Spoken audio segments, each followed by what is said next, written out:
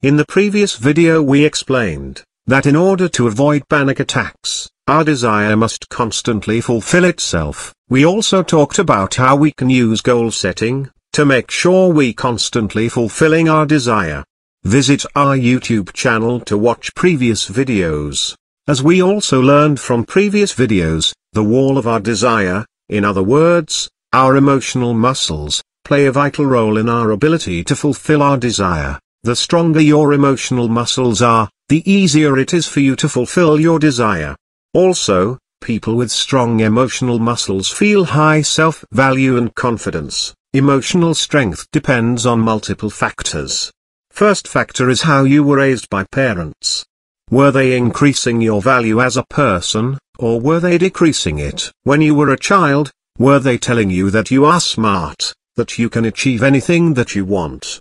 Or they were telling you that you are dumb, and will achieve nothing? The undeveloped desire of a child is very receptive to its parents, because it is located inside of their vessels, and is fed by them emotionally. A child's vessel is just a part of its mother's vessel, there is no barrier between them, so anything a mother tells to his child, is accepted and by a child as absolute truth. So, if a mother tells a child that he is not smart, not good looking, worse than his friends, he accepts it as absolute truth. A child's self-value is lowered, and stays low throughout his life, because this belief is now programmed in his vessel, and becomes a habitual way of looking at himself. So, when low self-value is a habit, the emotional muscle of a vessel stays undeveloped and weak, and as a result the desire is constantly unfulfilled. And, as we already understand, a person with unfulfilled desire is prone to having anxieties and panic attacks. Moreover,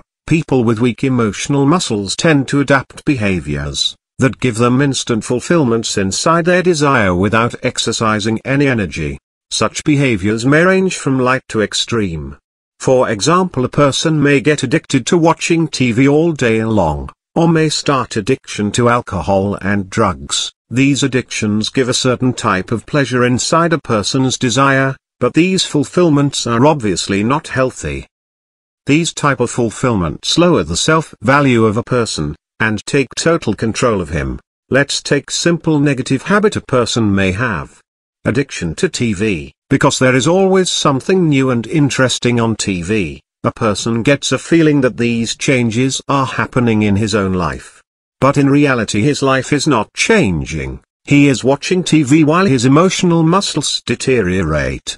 So when he stops watching TV, he cannot fulfill his own desire, he has no energy for it.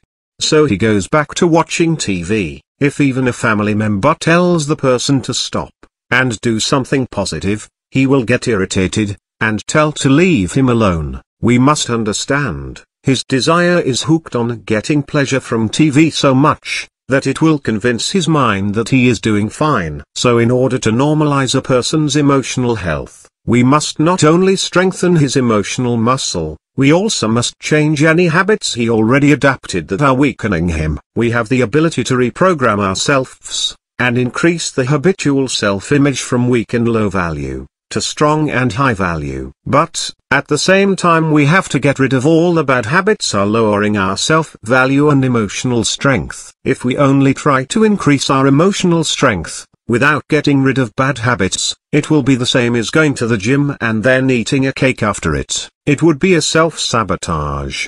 So in the next videos we will discuss how to strengthen our emotional muscle, and get rid of bad habits. Meanwhile, if you liked this video, please click the like button. More videos are coming. Subscribe to our channel to get updates.